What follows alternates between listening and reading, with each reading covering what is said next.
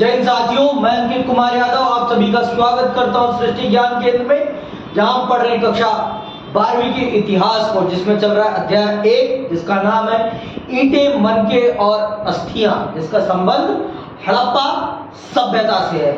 Last class में हमने समझा कि हड़प्पा सभ्यता ने भारतीय इतिहास को किस प्रकार से बदला और इसका समय निर्धारण किस प्रकार से किया गया है कि ये दुनिया की कैसे सबसे प्राचीनतम सभ्यता क्यों कहा गया है। इस चीज को हमने समझ लिया है। अब हम चल रहे हैं समझने सबसे पहले तो इसके नामकरण को, कि सिंधु घाटी सभ्यता को सिंधु घाटी सभ्यता क्यों कहा गया, या हड़प्पा या मोहनजोदाड़ो क्यों कहा गया। इस चीज को हम चल रहे हैं समझने। फिर इसके बाद हम इसके कुछ बेसिक फीचर्स को चलेंगे समझने, जो इसको दुनिया की सभी सभ्यताओं में सबसे खास सभ्यता बनाता है, जो सबसे अलग बनाता है इसको। उन चीजों को अभी हम समझेंगे। चलिए प्रारंभ करते हैं और समझते हैं। इस सभ्यता को सामान्यतः सिंधु घाटी की सभ्यता कहा जाता है। क्यों कहा जाता है, मैंने आपको रीजन बता रखा है, क्योंकि ये सिंधु घाटी नदी के किनारे पनपी है। इसका विकास, इसका उद्भव, इसका पतन सब कुछ सिंधु घाटी के आसपास ही हुआ है, और सिंधु नदी के कारण ही इसका नाम सिंधु घाटी सभ्यता पड़ता है। ठीक है, इसमें दो प्रोमिनेंट शहर हैं, जो दोनों एक सिंधु घाटी नदी के इस किनारे है, तो दूसरा उस किनारे है। ये याद रखने वाली बात है कि सिंधु नदी सिंधु घाटी सभ्यता के दोनों शहर, एक है आपका हड़प्पा, दूसरा है आपका मोहनजोदाड़ो। हड़प्पा सभ्यता इसलिए इसे कह देते हैं क्योंकि सबसे पहले जब इसकी खोज हो रही थी तो सबसे पहले किस शहर की खोज हुई थी, हड़प्पा की। इसीलिए सिंधु घाटी सभ्यता को हड़प्पा सभ्यता भी कहा जाता है, जैसे कि आपके अध्याय का टाइटल दिया गया है। और इसको ईंटें, मनके तथा अस्थियां क्यों कहा गया, क्योंकि इन्हीं के आधार पर इसका अध्ययन हुआ है। इसके अध्ययन का आधार ईंटें हैं, मनके हैं और अस्थियां। इतिहास पढ़ने के यही आधार है। जो हमारा प्राचीन इतिहास है ना, प्राचीन इतिहास का अध्ययन हमने इन्हीं चीजों के आधार पर किया है। इसीलिए इस चैप्टर का नाम ही है ईंटें, मनके तथा अस्थियां, हड़प्पा सभ्यता। समझ में आई बात? आगे सुनो। क्योंकि इसका उदय एवं विकास सिंधु घाटी नदी की सहायक नदियों के घिरे हुए प्रदेश में हुआ था, परंतु कालांतर में विभिन्न अनुसंधानों से यह सिद्ध हुआ कि यह सभ्यता सिंधु घाटी के पार भी एक विशाल भूभाग तक फैली हुई थी। सिंधु के कोटी राजस्थान में, कालीबंगा पंजाब में, रोपण गुजरात में, लोथल का बंदरगाह नगर उत्तर प्रदेश में, आलमगीरपुर हरियाणा में, बनवाली आदि स्थानों की खुदाइयों में भी विभिन्न अन्य नगरों का पता चला है।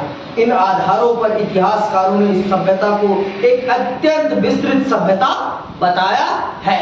ये सिर्फ सिंधु नदी के ही किनारे तक नहीं थी, ये भारत के एक बहुत बड़े क्षेत्रफल में फैली हुई थी, पर अधिकतम जो इसका विस्तार था वो सिंधु नदी के ही इर्द गिर्द था। सिंधु नदी की जो नदियां हैं उन्हीं के इर्द गिर्द था, इसीलिए इसे सिंधु घाटी सभ्यता कहा गया है। यही इसके नाम का सबसे बड़ा कारण है। लेकिन ये मत मानिएगा कि सिर्फ ये सिंधु नदी के इर्द गिर्द ही था। ये सिंधु नदी के और भी बड़े परिवेश में फैली हुई थी, लेकिन जो प्रोमिनेंट शहर, जो मुख्य शहर थे, वो दोनों ही, एक सिंधु नदी के इस किनारे था तो एक इस किनारे था। इसीलिए इस सभ्यता का जो प्रमुख नाम रखा गया उसका नाम सिंधु घाटी सभ्यता ही रखा गया। यही इसका मुख्य कारण है, यही इसके नामकरण का मुख्य कारण है। आगे सुनिए, आगे कहता है ये मोहनजोदाड़ो एवं हड़प्पा सिंधु घाटी सभ्यता के दो, सुन लो, मोहनजोदाड़ो एवं हड़प्पा सिंधु घाटी सभ्यता के दो केंद्र नगर थे, जो दोनों ही अब पाकिस्तान में है। इन दोनों नगरों के बीच की दूरी लगभग 483 किलोमीटर थी और ये दोनों सिंधु नदी के मध्य से जुड़े हुए थे। इस सभ्यता को हड़प्पा सभ्यता भी कहा जाता है, क्योंकि सर्वप्रथम हड़प्पा के टीले ने ही इस सभ्यता की ओर इतिहासकारों का ध्यान आकर्षित किया था। समझ में आई बात? हड़प्पा सभ्यता इसलिए कहा जाता है क्योंकि हड़प्पा के टीले से ही इस सभ्यता की खोज प्रारंभ हुई, तो इसीलिए इसको हड़प्पा सभ्यता भी कहा जाता है। लेकिन इसका प्रमुख नाम सिंधु घाटी सभ्यता ही है। आप इसका निक नेम कह सकते हैं, क्या? हड़प्पा, लेकिन वास्तविक नाम क्या है इसका? सिंधु घाटी सभ्यता। समझ में आएगा? Indus valley civilisation, Indus valley civilisation, समझ में आ गई बात? ये है इसका असली नाम। तो इस पर प्रश्न बन सकता है 3 नंबर का कि सिंधु घाटी सभ्यता को सिंधु घाटी सभ्यता ही क्यों कहा जाता है, तो इसको आप बहुत विस्तार पूर्वक समझा सकती हैं। या हड़प्पा सभ्यता क्यों कहा जाता है, इस पर भी प्रश्न बन सकता है और इसका उत्तर भी आपको आना चाहिए। समझ में आई बात? आगे सुनिए। और आपको मैंने बोल दिया एमसीक्यूज अभी से बनाना स्टार्ट कर दीजिए, क्योंकि एमसीक्यूज अगर आप अभी से नहीं बनाएंगी तो दिक्कत होगी आपके लिए। ठीक है? यह सभ्यता एक विशाल क्षेत्र में फैली हुई थी, जिसका प्रसार उत्तर से दक्षिण तक 1100 किलोमीटर से अधिक तथा पश्चिम से पूर्व तक 1600 किलोमीटर से अधिक था। यह संपूर्ण क्षेत्र त्रिभुजाकार है। इसका ज्ञान हमें प्राप्त भवनावशेषों से होता है। इसका विस्तार उत्तर में जम्मू से लेकर दक्षिण में नर्मदा तक, पश्चिम में बलूचिस्तान के मकरान समुद्र तट से लेकर उत्तर पूर्व में मेरठ सहारनपुर जिले तक था। तो आप मान लीजिए अफगानिस्तान से लेकर आज के मेरठ तक इसका विस्तार क्षेत्र था। देखिए आप कि उस समय के अफगानिस्तान से बलूच पाकिस्तान का एकदम अंतिम छोर पड़ता है, अंतिम छोर। ये आप देखिए जो ये आपका इराक से लगता हुआ एरिया पड़ता है बलूचिस्तान, तो वहां से लेकर आज के वर्तमान समय के अलीगढ़ तक इसका विस्तार था। तो आप देखिए कि कितने बड़े क्षेत्र में सिंधु घाटी सभ्यता का विस्तार था। तो ये बताता है कि सिंधु घाटी सभ्यता कोई छोटी मोटी सभ्यता नहीं थी, ये बहुत ही बड़ी सभ्यता थी। और इस सभ्यता के जितना विस्तार, और ये उस समय की सबसे आधुनिक सभ्यताओं में से एक थी। इसकी सबसे बड़ी विशेषता यही है इसकी कि ये सबसे आधुनिक सभ्यताओं में से एक थी, और इसकी आधुनिकता ही इसको सबसे ज्यादा महत्वपूर्ण बनाती है। सबसे महत्वपूर्ण बनने का इसका यही सबसे बड़ा कारण है कि ये सबसे आधुनिक सभ्यता है, सबसे आधुनिक। ठीक है? आगे सुनिए क्या कहता है ये। कुछ विद्वानों ने इस सभ्यता का प्रसार राजपूताना, काठियावाड़ तथा पंजाब तथा उत्तरी पश्चिमी सीमा प्रांत तक बताया है।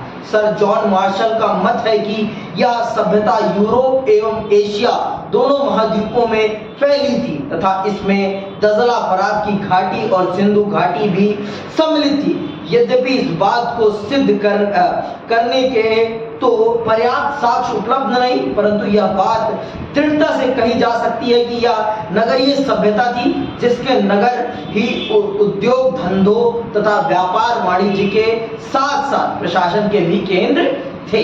तो ये नगरीय सभ्यता थी और इसकी यही सबसे बड़ी विशेषता थी।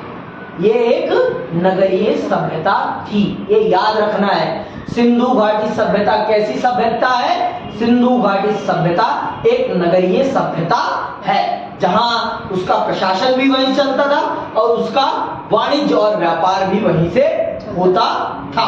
समझ आई बात? प्रशासन का केंद्र भी वही था। और जैसे दिल्ली भी अपने आप में क्या है? दिल्ली हमारे देश की कैपिटल है। यहाँ पर बस रूलिंग क्लास है आज के टाइम पर। पहले यहाँ पर इंडस्ट्रियल क्लास भी था, पहले दिल्ली में इंडस्ट्रियां भी थी, लेकिन आज के टाइम पे इंडस्ट्रीज को यहाँ से हटा दिया गया। लेकिन यहाँ पर मार्केट है, मार्केट तो है ना। दिल्ली को सबसे ज्यादा महत्व इसीलिए मिलता है क्योंकि यहाँ पर मार्केट है, बहुत बड़ी मार्केट कैपिटल है। और कोई भी शहर बिना बाजार के नहीं बनता है। मैंने आपको जब पढ़ा रहा था मैं मेसोपोटामिया, तभी मैंने आपको ये बताया था कि मार्केट ही किसी भी सभ्यता के निर्माण का पहला आधार होता, शहरी सभ्यता के निर्माण का पहला आधार होता है कि जब तक मार्केट नहीं डेवलप्ड होगी तब तक शहर के निर्माण की हम कल्पना नहीं कर सकते। शहर का निर्माण ही बाजार के आधार पर होता है। जिस दिन आपने बाजार बना दिया उस दिन वो अपने आप क्या बन जाएगा, शहर बन जाएगा। और आप मार्केट नहीं बना पाएंगे तो आप कभी भी शहर नहीं बना पाएंगे। नोएडा आज इतने बड़े स्तर पर विकसित हो गया है तो क्यों हुआ है? क्योंकि वहां पर मार्केट आ गई है, वहां पर इंडस्ट्रीज आ गई हैं, इसलिए वो इतने बड़े स्तर पर विकसित हो गया। गुरुग्राम इतने बड़े स्तर पर क्यों विकसित हुआ? क्योंकि वहां पर मार्केट आ गई, और जहां जहां मार्केट गई है वहां वहां विकास हुआ है। पहाड़गंज में विकास इसीलिए है क्योंकि वहां मार्केट है, मार्केट ही उसके विकास का सबसे बड़ा कारण है। समझ में आई बात? और कोई कारण नहीं है। आगे सुनिए, आगे क्या कहता है? विकसित शहरी व्यवस्था, क्या खासियत है सिंधु घाटी सभ्यता में अन्य सभ्यताओं से? वो कौन सी खासियत है जो सिंधु घाटी सभ्यता को अन्य सभ्यताओं से बहुत ज्यादा खास बनाती है? चलिए समझते हैं और जानते हैं कि वो कौन कौन सी चीजें हैं जो सिंधु घाटी सभ्यता को और अन्य सभ्यताओं से बहुत अलग और खास बनाती है। तो पहला है, सिंधु घाटी सभ्यता की खोज न केवल ऐतिहासिक दृष्टिकोण से महत्वपूर्ण है, वह उत्खनन के फलस्वरूप जो अवशेष प्राप्त हुए, उत्खनन मतलब खुदाई, उत्खनन के फलस्वरूप जो अवशेष प्राप्त हुए उनके माध्यम से एक अत्यंत विकसित एवं शहरी सभ्यता प्रकाश में आई। उत्खननों ने यह स्पष्ट कर दिया कि आर्य सभ्यता से पूर्व भी भारत में एक अत्यंत विकसित सभ्यता विद्यमान थी। तो भारत, इसके उत्खनन ने पूरी दुनिया में ये भारत का डंका बजा दिया कि भारत में आर्य सभ्यता से पहले भी एक बहुत विकसित सभ्यता थी, और जो आर्य सभ्यता से कहीं ज्यादा विकसित थी वो तो एक शहरी सभ्यता थी। पूरे विश्व को ये बता दिया कि दुनिया में सबसे पहले शहर बसाने वाला अगर कोई था तो वो भारत था। भारत में सबसे पहले शहर बसे हैं, और वो कहां बसे हैं? सिंधु घाटी सभ्यता में बसे हैं। तो सिंधु घाटी के शहरों में क्या विशेषता है, उन विशेषताओं को चल रहे हैं हम पढ़ने और समझने। तो पढ़िए, पहला आता है आपका नगर निर्माण योजना। पहली विशेषता क्या है? नगर निर्माण योजना। तो इससे क्या पता चलता है? इससे यह पता चलता है कि यहाँ जितने भी शहर बसाए गए थे वो सब सुनियोजित तरीके से बसाए गए थे, बिना प्लानिंग के कुछ भी काम नहीं किया गया था। जो आज आधुनिक समय में किसी सोसाइटी को बसाने के लिए किया जाता था, और वो आज से कम 3500 साल पहले किया गया है। 3500 साल पहले, कल्पना करो आप, आज से 3500 साल पहले इस भारत में जहां अभी भी सही ढंग से प्लान सिटीज नहीं बन पाई है, उसी भारत में प्लान सिटीज थी, और ऐसी प्लान सिटीज थी कि कहने की बात नहीं, सब चौकोर कटती थी। मतलब आप मान के चलो कि ऐसे था कि अगर आप इधर से उधर जाना चाहें, यहां खड़े होकर यहां का अंत देख सकती थी। आज भी संभव है। आज आप पहाड़गंज में चले जाएंगे तो आपको पता ही नहीं चलेगा कहां से कौन सी गली निकल जाए, लेकिन उस समय सब कुछ प्लान तरीके से बसाया गया था। और ये सिंधु घाटी सभ्यता की सबसे पहली विशेषता है कि वहां पर नगरों का निर्माण सुनियोजित तरीके से किया गया था। नगर निर्माण सुनियोजित था, ये बात आपको अपने उत्तर में लिखनी है। आगे सुनिए तो आपको पता चलेगा कि क्या खासियत है। सिंधु घाटी सभ्यता की सर्वप्रथम विशेषता उसकी नगरीय सभ्यता ही है।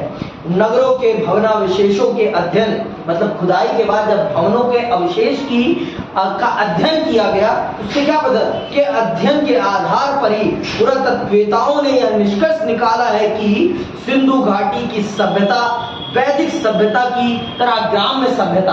वैदिक सभ्यता कैसी सभ्यता थी? ग्राम, गांव वाली सभ्यता थी, गांव वाली सभ्यता थी। लेकिन सिंधु घाटी सभ्यता कैसी थी? शहरी सभ्यता, नगरीय सभ्यता। यही दोनों में अंतर है। वैदिक सभ्यता में और सिंधु घाटी सभ्यता में। मूल अंतर क्या है? वो एक ग्राम्य सभ्यता है और वो एक शहरी सभ्यता है। ठीक है, ग्राम्य सभ्यता नहीं थी, वह एक नगर सभ्यता थी। प्रस्तार धातु युगीन इस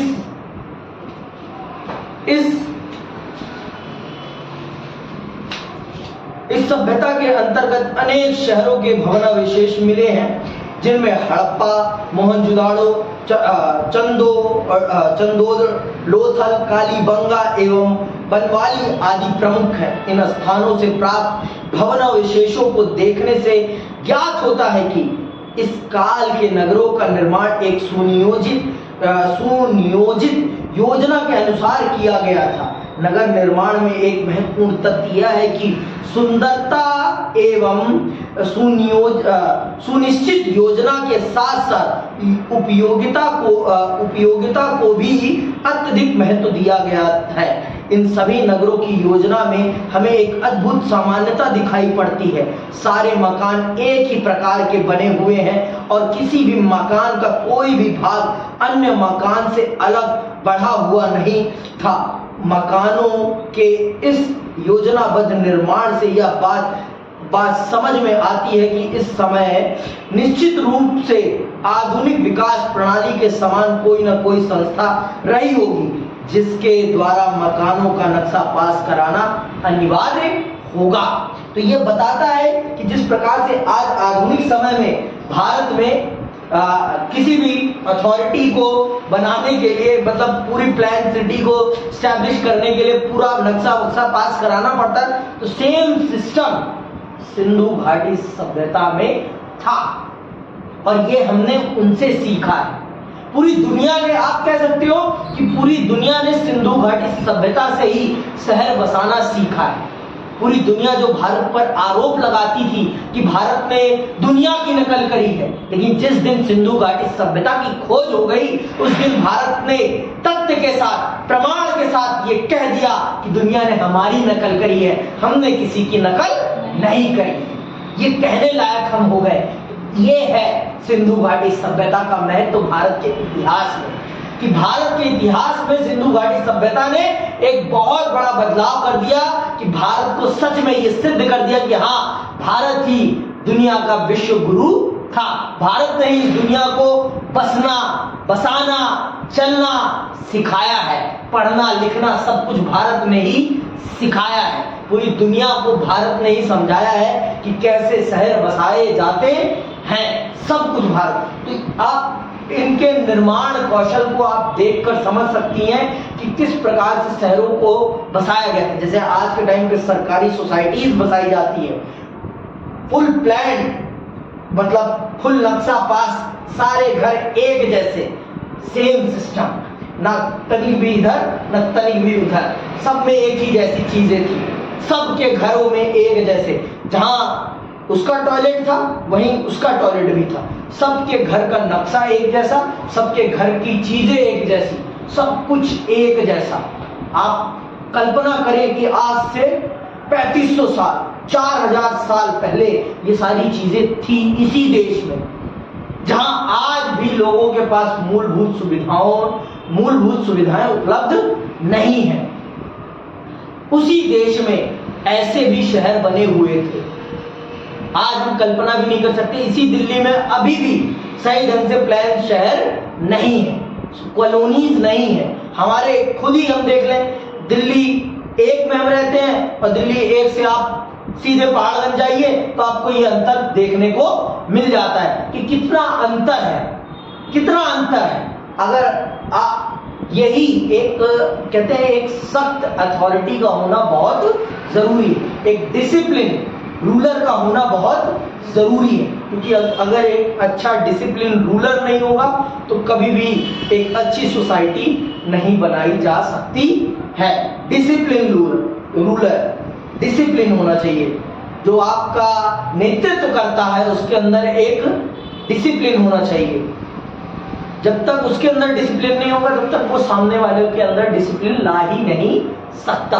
अगर टीचर में पढ़ाने की इच्छा नहीं है तो बच्चों में भी पढ़ने की इच्छा नहीं आएगी, ये बात जान लो। क्योंकि रिफ्लेक्शन होता है, जैसे शिक्षक वैसे विद्यार्थी, और जैसा विद्यार्थी वैसे शिक्षक। अगर विद्यार्थी नहीं पढ़ना चाहेंगे तो टीचर भी नहीं पढ़ा सकता, और अगर टीचर नहीं पढ़ाएगा तो बच्चे भी नहीं पढ़ सकते। दोनों की जरूरत, ताली कभी एक हाथ से नहीं बजती। समझ रही बात? तो अगर अथॉरिटी कहती थी कि ये चीजें होनी चाहिए तो लोग उस चीज को मानते भी थे। ऐसा नहीं है कि हमारे देश में हेलमेट लगाने का कानून तो है, लेकिन लोगों को हेलमेट लगाने के लिए कितना भी कह लो तब भी तपरी मारने के लिए बिना हेलमेट के निकल जाते। तो ये बताता है कि वहां पर रूल्स को अप्लाई कराने वाले लोग भी बहुत बेहतरीन थे, जो लोगों को समझाते थे कि हाँ ये आपकी भलाई के लिए, किसी और के लिए नहीं है। तो लोग उस चीज को मानते भी, सुनते भी, समझते भी थे। तो इन सब चीजों को समझने से क्या पता चल रहा है हमें कि उस समय की उस सिंधु घाटी समाज की क्या मेंटेलिटी थी, क्या उनके अंदर सोच थी। इससे पता चलता है कि उनकी शिक्षा का स्तर क्या था, शैक्षिक स्तर, शिक्षा का स्तर क्या था, शैक्षिक गुणवत्ता क्या थी। तभी तो लोगों के अंदर इतनी अवेयरनेस है ना। अवेयरनेस का आधार क्या है? शिक्षा है। तो इस समाज में शिक्षा कितने बड़े प्रोमिनेंट स्तर पर रही होगी ये हमें पता चलता है इन सब चीजों को पढ़ने से। इसको पढ़ाने का और कोई कारण नहीं है। आप समझ सकें इस भारत ने कहां से अपनी शुरुआत करी है और ये भारत आज कहां अटक गया है, ये तभी आप समझ पाएंगे जब आप इतिहास को पढ़ेंगे। और पढ़ाने का तरीका होता है, और पढ़ाने वाला सही हो तो फिर मजा आएगा। ठीक, आगे सुनो क्या कहता है आगे।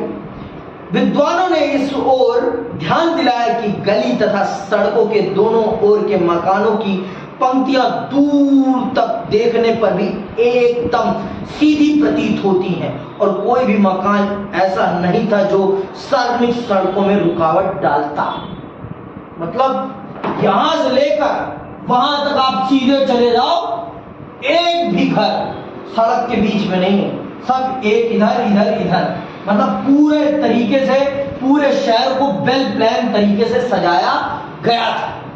आप कह ही नहीं सकते कि शहर में कहीं से कोई भी कमी है। पूरे शहर को सुनियोजित ढंग से बसाया गया है, सुनियोजित तरीके से, एकदम सुसभ्य तरीके से बनाया गया है।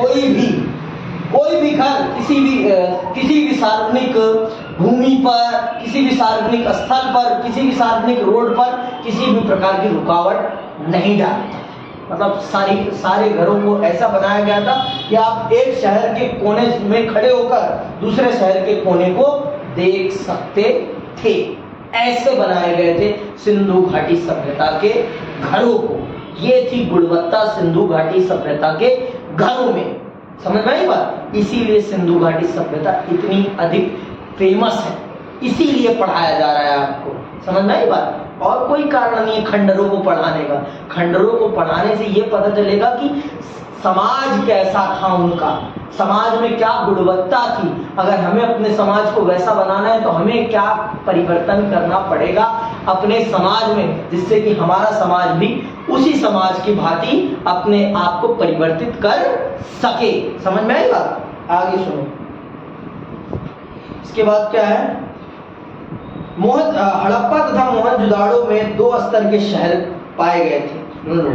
दो स्तर के शहर पाए गए थे, दुर्ग अथवा ऊपरी शहर और निचला शहर।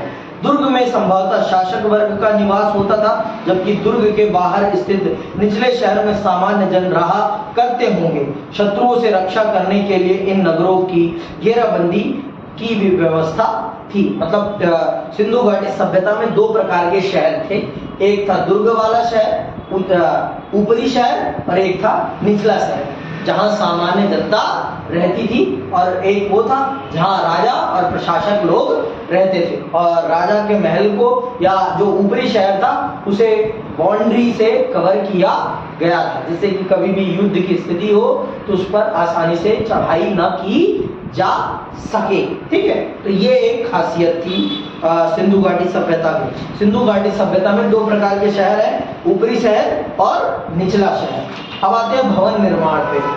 भवन निर्माण में भी बहुत, मतलब घरों के निर्माण में भी एक बहुत अनोखी खासियत थी। जो हमने यहाँ पढ़ा है वही चीजें हैं, यहाँ पर भी कोई खास चीज तो नहीं है, लेकिन इसको भी समझना बहुत जरूरी है, क्योंकि भवनों का भी मैंने बताया ना, घरों को तो बनाया गया था, घर के अंदर का भी स्ट्रक्चर सेम था। सेम से कहते हैं, ऐसा नहीं है कि बाहर से ही सारे घर एक जैसे दिखते हों, बाहर से तो दिखते ही दिखते थे, अंदर भी सेम चीजें सभी घरों में थी।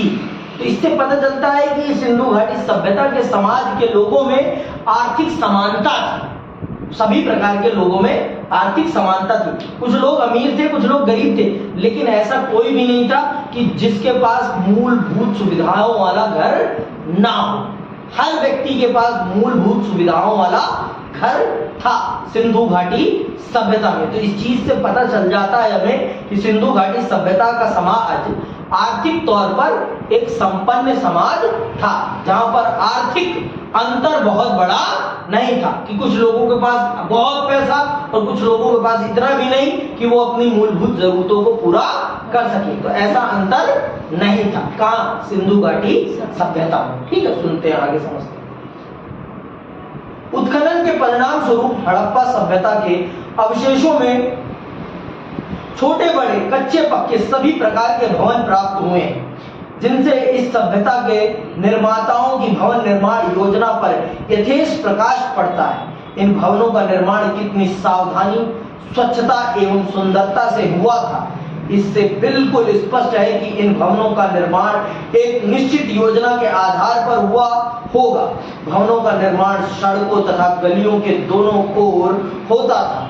गलियों के दोनों, मतलब आप कह सकती हैं कि भवनों का निर्माण इस प्रकार से किया गया था जिससे कि सड़कों में किसी भी प्रकार का दखल ना हो, सड़कों में किसी भी प्रकार का दखल ना हो। मान लो ये आपकी, ये जो मैं नीले कलर से बना रहा हूं, ये मेन सड़क है, ये आपकी मेन सड़क है, ठीक, ये मेन सड़क है।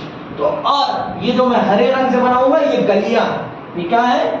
ये गलियां, ठीक है, ठीक, ये गलियां हैं। एक मेन सड़क और निकाल देते हैं यहां से, ठीक, ये मेन सड़क है, दो मेन सड़कें और ये गलियां। अब घर इनके अंदर बने, इनके अंदर चार चार घर बने, सारे घर एक जैसे, कोई भी किसी भी प्रकार से रास्ते में किसी भी प्रकार की रुकावट नहीं डालता। आप यहां चले जाए वहां तक पूरा सीधा, यहां चले जाए यहां तक पूरा सीधा, कहीं से कोई भी किसी भी प्रकार की रुकावट नहीं। हर घर एक जैसा, हर घर की बनावट एक जैसी, अंदरूनी तौर पर भी और बाहरी तौर पर भी। तो ये बताता है कि सिंधु घाटी सभ्यता में भवनों के निर्माण को कितने सावधानी से करा जाता था और वहां की अथॉरिटी जो भवन निर्माण को देखती थी वो कितने सावधानी से भवनों का निर्माण करवाती थी। हर घर का नक्शा होता था, बिना नक्शे के कोई भी घर का निर्माण नहीं किया जा सकता था। मतलब आप ये समझ लीजिए कि वहां के समाज में करप्शन नहीं था। ये भी इससे पता चलता है कि वहां के समाज में करप्शन नहीं था। आज के समाज की तरह करप्ट समाज नहीं था सिंधु घाटी सभ्यता का कि पैसा दे दो, चाहे जैसे चाहो अपना घर वैसे बना लो। ये वाली व्यवस्था सिंधु घाटी सभ्यता में नहीं थी। इस चीज से ये भी हमें पता चलता है कि जो कानून है वो सबके लिए, गरीब के लिए भी वही कानून है तो अमीर के लिए भी वही कानून है। कानून में किसी को भी किसी भी प्रकार की छूट नहीं मिलती थी। तो इस चीज से ये भी हमें पता चलता है। समझ में आई बात? ईंटों को जोड़ने के लिए मिट्टी के गारे का प्रयोग किया जाता था। ईंटों को पकाने के लिए लकड़ी का प्रयोग किया जाता था।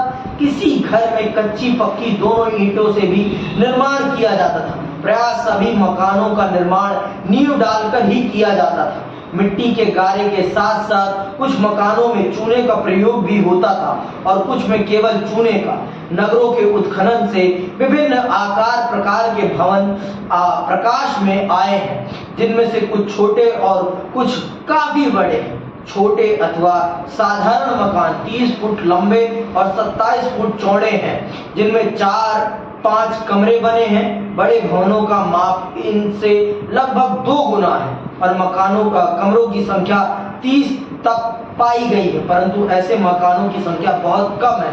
कुछ बड़े मकानों की दीवारें 25-30 फुट ऊंची मिलती है, जिनसे पता चलता है कि यहाँ 2 मंजिले और 3 मंजिले मकान भी बनाए जाते रहे होंगे।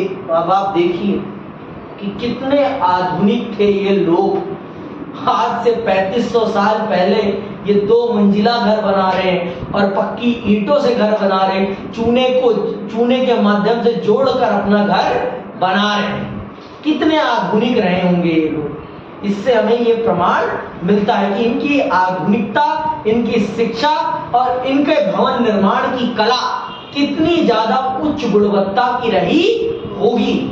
आप इनकी सोच को समझिए, इनकी सोच इन शब्दों से हमें पता चलती है। ये सिंधु घाटी सभ्यता सिर्फ एक सभ्यता नहीं है, ये हमारे देश का गौरव है कि हमारा देश कितना ज्यादा विकसित था। एक समय पे हमारे देश में कितनी ज्यादा विकास की गंगा बह रही थी। हमारी मूर्खताओं ने उस विकास को दबा दिया। नहीं तो हम में जितना कौशल है उतना दुनिया के किसी भी देश में कौशल नहीं है। ये इन चीजों से हमें पता चलता है, इस चीज से हमें ये भी पता चलता है। समझ में आई बात? आगे सुनो। कुछ मकानों में चीजों के मकानों में जीनों के निशान भी प्राप्त हुए हैं। अधिकांशतः जीने मकानों के अंदर ही बने हुए हैं, जिनसे आभास होता है कि नीचे और ऊपर 2 अलग अलग परिवार स्वतंत्र रूप से रहते होंगे। सभी घरों में चौकोर स्नानागार बने होते थे, जिनका फर्श पक्की ईंटों का होता था। पक्की ईंटों का फर्श होता था, जिसे चिकना रखा जाता था। नहाने का पानी रखने के लिए एक बड़ा जलपात्र होता था। स्नानागार के पास ही शौचालय बनाया जाता था। मोहनजोदाड़ो के मकानों के बीच में एक चौक होता था, जिसमें एक तरफ रसोई घर बना होता था। पानी के लिए व्यक्तिगत और सार्वजनिक दोनों प्रकार के कुएं होते थे। मकानों की नींव काफी गहरी होती थी। बाढ़ों के डर के कारण मोहनजोदाड़ो के मकान मिट्टी के ऊंचे चबूतरे के ऊपर बनाए जाते थे। अब नदी के किनारे है, इसलिए घरों को हमेशा एक बेस बनाकर बनाया जाता था और नींव बहुत ही मजबूती से भरी जाती थी। आप सोचिए कि कितने आधुनिक शहर बनाए हैं इन लोगों ने। कि आप ये देखिए कि इन्होंने हर घर में एक स्नानागार, वो भी पक्की फर्श वाला, रसोई, शौचालय। अभी आज भी हमारे गांव में अभी भी शौचालय नहीं पहुंच पाया है, लेकिन यहाँ आप देखिए सब कुछ सुनियोजित तरीके से, सुव्यवस्थित तरीके से सब कुछ उपलब्ध था। सब कुछ उपलब्ध, ऐसा कुछ नहीं था जो इन शहरों में उपलब्ध ना हो। बेसिक फैसिलिटी सारी सभी के पास थी। अब आते हैं, हम समझते हैं यहाँ की सड़कें और गलियों के बारे में। सड़कें और गलियां भी आज के आधुनिक भारत से कहीं ज्यादा अच्छी थी। आज के भारत से कहीं ज्यादा अच्छी थी। पहाड़गंज से तो कहीं ज्यादा अच्छी। पहाड़गंज से अगर मैं कंपैरिजन करूं भारत के 21वीं सदी के शहर से भी अगर मैं कंपैरिजन करूं तो ये कहीं ज्यादा अच्छी सड़कें थी हड़प्पा और मोहनजोदाड़ो की। सुनो, सड़कें और गलियां। नगर निर्माण योजना में सड़कों, गलियों तथा नालियों के प्रबंध पर विशेष ध्यान दिया जाता है। अभी भी इस देश में नालियों का प्रबंधन सही से नहीं है, लेकिन सिंधु घाटी सभ्यता में नालियों का प्रबंधन भी सुनियोजित, सुव्यवस्थित तरीके से था और नालियों को हमेशा साफ रखा जाता था। आज की तरह ही लोग कूड़ा भी फेंक दे रहे हैं, उसी में गंद मचा देते हैं, ऐसा नहीं था। नालियों को सही ढंग से साफ रखा जाता था और उनके ऊपर हमेशा ढका रखा जाता था, जिससे कि उनके अंदर बाहरी गंदगी ना जा सके। कितने आप दूरदर्शिता को देखो, कितनी दूरदर्शिता थी इन लोगों के अंदर, और आज भी लोगों के अंदर इतनी दूरदर्शिता नहीं आ पाई जितनी दूरदर्शिता सिंधु घाटी सभ्यता के लोगों में थी। आज भी भारत की जनता इतनी दूरदर्शी नहीं बन पाई। नगर निर्माण योजना में सड़कों, गलियों तथा नालियों के प्रबंध पर विशेष ध्यान दिया जाता था। संपूर्ण नगर में छोटी बड़ी सड़कों, गलियों एवं नालियों का एक बृहद जाल सा बिछा हुआ था, जिससे आवागमन में सुविधा होती थी। इन नगरों की सड़कें काफी चौड़ी होती थी तथा वे छोटी छोटी उप सड़कों और गलियों से संयुक्त थी। नगरों में सड़कों में चौराहे तथा तिराहे भी दिखाई देते थे। नगर की सड़कें उत्तर से दक्षिण तथा पूर्व से पश्चिम की ओर एक दूसरे को सीध और समकोण पर काटती जाती थी। इसके परिणाम स्वरूप संपूर्ण नगर कई वर्गाकार आयतों में विभक्त हो जाता था। सड़कों का निर्माण इतना योजनाबद्ध था कि किसी भी सड़क पर चलकर कोई व्यक्ति नगर के एक किनारे से दूसरे किनारे तक बिना मुड़े पहुंच जाता था। सुन लो, बिना मुड़े एक किनारे से यहां से चला तो वहां तक बिना मुड़े पहुंच जाता था। कितनी बड़ी बात है ये, कितनी बड़ी बात है ये। सोचो आप कि एक किनारे से आप चले दूसरे किनारे आप पहुंच जाते हैं बिना मुड़े आप पहुंच रहे हैं। ये कितनी बड़ी बात है, बहुत ही बड़ी बात है ये। आज भारत में आज भी ऐसा नहीं है, समझ में आई बात। मोहनजोदाड़ो में एक राजपथ भी मिलता है जो कहीं 33 फीट तक चौड़ा था। इन सड़कों पर वाहनों का आवागमन बड़ी सफलतापूर्वक होता था। यद्यपि सभी सड़कें कच्ची मिट्टी से बनी थी, फिर भी उनकी सुरक्षा और सफाई का विशेष ध्यान दिया जाता था। इन सड़कों के किनारे पर कूड़ा फेंकने के बर्तन रखे जाते थे जिनमें कूड़ा करकट एकत्र होता रहता था। इसके अतिरिक्त कूड़ा डालने के लिए सड़कों के किनारे, सुन लो, यहाँ कूड़ा डालने के लिए भी व्यवस्था है और भारत में आज भी सही ढंग से कूड़ा डालने की व्यवस्था नहीं हो पाई। तो आप देखो, सोचो कि कितना आधुनिक था यही भारत आज से 3500 साल पहले। बेसिक फैसिलिटीज पे कितना ध्यान दिया जाता था। जिस देश में बेसिक फैसिलिटीज सही नहीं होगी वो देश कितना भी विकास कर ले वो कभी अच्छा नहीं बन सकता, क्योंकि बेसिक फैसिलिटीज ही सबसे ज्यादा जरूरी होती है। सबसे ज्यादा जरूरी बेसिक फैसिलिटीज ही होती है। आगे सुनो, कहां गए? कूड़ा करकट एकत्र होता रहता था। इसके अतिरिक्त कूड़ा डालने के लिए सड़कों के किनारे गड्ढे भी खुदे थे। इससे अनुमान लगाया है कि यहाँ आधुनिक युग की भांति म्युनिसिपल बोर्ड जैसी कोई संस्था अवश्य थी जो नगर की सफाई का निरंतर ध्यान रखती थी। गार्डन चाइल्ड ने इस संबंध में लिखा है, गलियों की सुंदर पंक्तियां तथा प्रणालियों की उत्तम व्यवस्था एवं सतत स्वच्छता से इस बात का संकेत मिलता है कि यहाँ कोई नियमित नगर शासन था जो अपना कार्य सावधानी से संपन्न करता था। जैसे आज यहाँ पर एनडीएमसी है जो सफाई इन सब चीजों का ध्यान रखती है, फिर भी सफाई ढंग से नहीं हो पाती। लेकिन यहाँ देखो, यहाँ सब कुछ ढंग से होता था, सुनियोजित होता था, सही ढंग से होता था, क्योंकि लोगों में भी मैनर्स था। सबसे बड़ी चीज होती है लोगों के अंदर मैनर्स का होना। हर चीज हम प्रशासन पर ही नहीं डाल सकते, कुछ चीजों के लिए हम भी जिम्मेदार होते हैं। भाई कूड़ा खा आप रहे हो, फेंक आप रहे हो, इसके लिए प्रशासन को जिम्मेदार नहीं ठहराया जा सकता। इसके लिए आप जिम्मेदार हो, क्योंकि आप खा रहे हो और आप सही जगह पर फेंक नहीं रहे हो। अगर आप सही जगह पर फेंकने लगोगे तो चीजें अपने आप सुव्यवस्थित हो जाएंगी। उसे व्यवस्थित करने की कोई जरूरत नहीं है। आप रोज अपने कपड़े धोएं, क्यों एक ही दिन में आप कलेक्ट करके धो रहे हैं? समझ में आई बात? रोज रोज अगर आप काम करेंगे तो आप पर कभी दबाव नहीं पड़ेगा। जैसे मैं आपको कह रहा हूं कि अभी से आप एमसीक्यू बनाती चलेंगी तो आपके लिए बहुत ही फायदेमंद होगा। आपको एक दिन में वरीनेस नहीं झेलनी पड़ेगी। समझ में आई बात? आगे सुनो, यहाँ कोई नियमित नगर शासन था जो अपना कार्य सावधानी से संपन्न करता था। इसका अधिकार इतना सुदृढ़ था कि बाढ़ों के कारण बार बार निर्माण भवनों की तैयारी के समय निर्माण एवं सड़कों की सुनिश्चित पंक्तियों को बनाए रखने के नियमों का पालन होता था।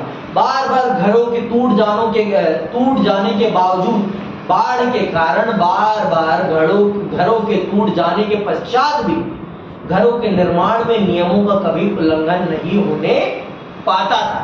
इतनी ज्यादा स्ट्रिक्टनेस थी यहाँ पर। तो ये बताता है कि यहाँ का प्रशासन, यहाँ के लोग दोनों ही नियमों को बहुत अच्छे से मानते थे। और ये बताता है कि इन लोगों में शिक्षा का एक स्तर तो रहा है, बेसिक स्तर की शिक्षा बहुत अच्छी थी, जिसके कारण लोग ये मानते थे कि कानूनों को मानना बहुत जरूरी है। हमारी सुविधा के लिए, सरकार की सुविधा के लिए हम कानून नहीं मान रहे, हम अपनी सुविधा के लिए कानून मान रहे हैं। और यहाँ के लोगों में क्या होता है कि हम सरकार की सुविधा के लिए कानून मान रहे हैं, हम अपनी के लिए नहीं। जिस देश में ये भावना रहेगी ना, वो देश कभी तरक्की नहीं कर सकता। अगर आप ये मानते हैं कि आप कानून अपने लिए मान रहे हैं तो देश की तरक्की होगी।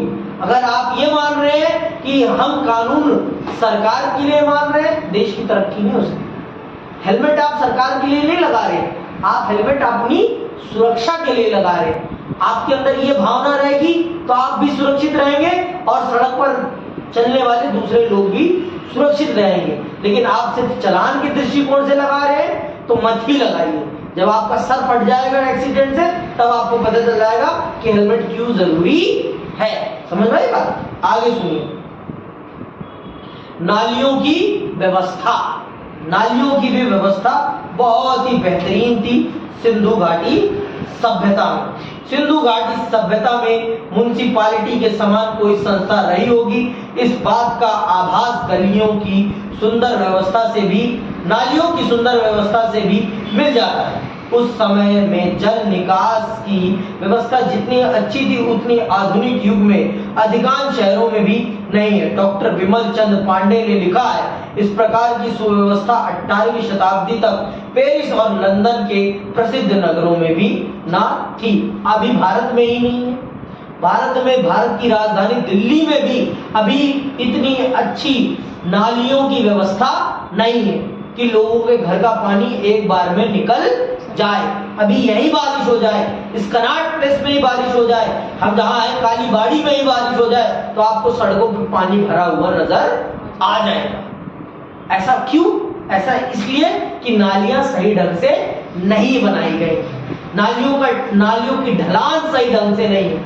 अगर ये सारी चीजें सही ढंग से होती तो पानी का जमाव कभी नहीं हो सकता है, और नालियों को सही समय पर साफ नहीं किया जाता, इसलिए ऐसा होगा।